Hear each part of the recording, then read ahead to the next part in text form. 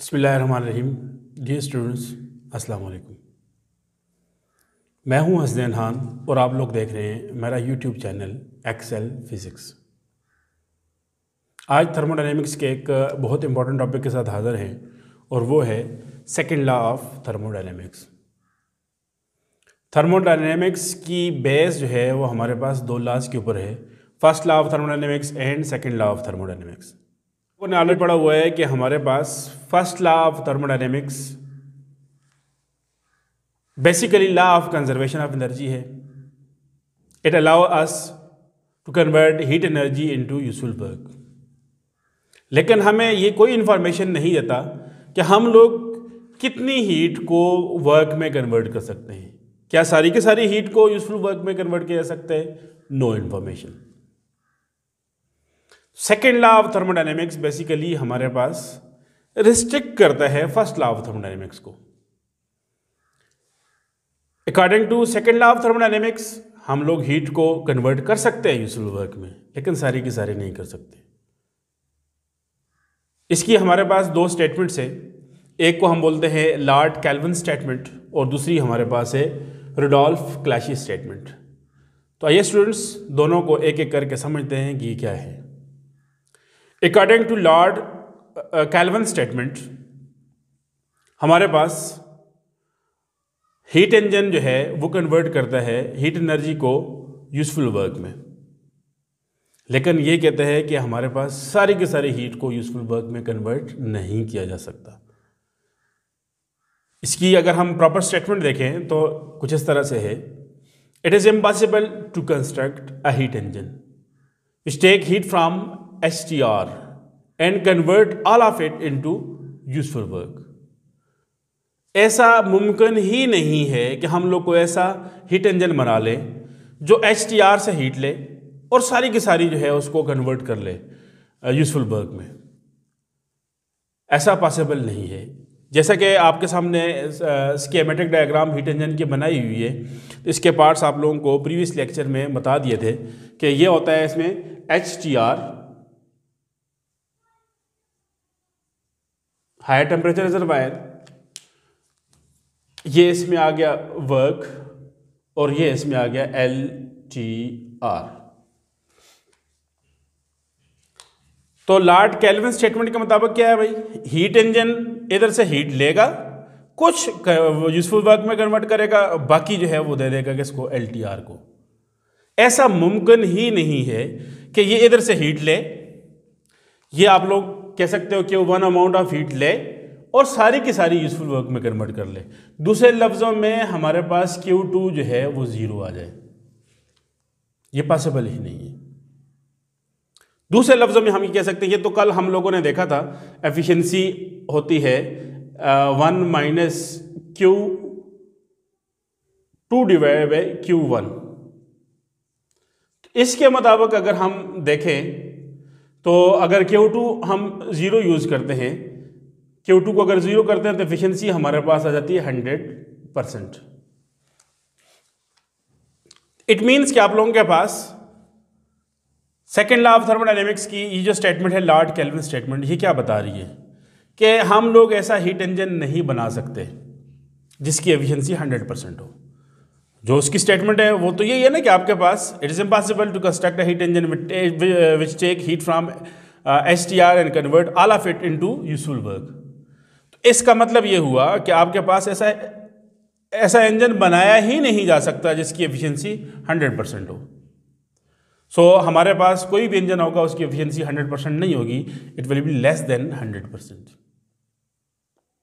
यही आप लोगों के पास लॉर्ड केल्विन स्टेटमेंट जो है उसका कंसेप्ट है, या आप इसको आप और आसान तरीके से बता सकते हो। It is impossible to construct a heat engine without LTR। LTR के बगैर हम लोग हीट इंजन जो है उसको नहीं बना सकते। या आप समटाइम आपको ऐसे भी पूछा जा सकता है कि क्या हम लोग पॉल्यूशन फ्री हीट इंजन बना सकते हैं? तो अगेन यही चीज़ है कि आप लोगों के पास ऐसा हीट इंजन बना ही नहीं सकते हो जो LTR को हीट ना रिजेक्ट करे। तो LTR हमारी सराउंडिंग होती है, डेफिनेटली आप लोगों के पास कोई ना कोई हीट जो है वो हमारी सराउंडिंग को रिजेक्ट हो रही होती है, डेफिनेटली आपके पास पॉल्यूशन जो है उसको इंक्रीज कर रही होती है। सो इसके मुताबिक भी आप लोगों के पास यही हुआ कि we can not construct a heat engine which is free of pollution, ऐसा पॉसिबल ही नहीं है। अब आते हैं स्टूडेंट्स की दूसरी स्टेटमेंट पे, that is Rudolf Clausius statement. Rudolf Clausius statement इसका अपोजिट है। ये हीट इंजन से रिलेटेड थी और ये आप लोगों के पास रेफ्रिजरेटर से रिलेटेड है। तो रेफ्रिजरेटर क्या करते हैं भाई, it takes heat from LTR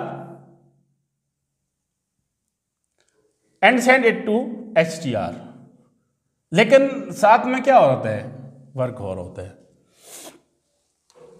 तो आप लोगों के पास इसको अगर हम डिफाइन करें रुडोल्फ क्लैशी स्टेटमेंट को, तो हम कुछ इस तरीके से डिफाइन कर सकते हैं।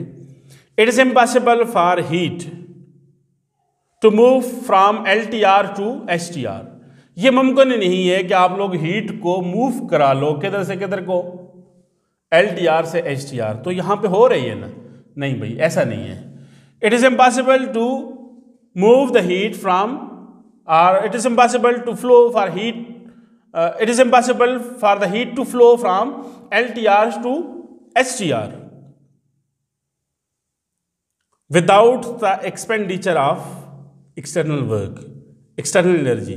जब तक आप लोग बाहर से कोई एनर्जी खर्च नहीं करोगे आपके पास ये मुमकिन ही नहीं है कि हीट फ्लो कर जाए किधर से किधर को, LTR से HTR की तरफ।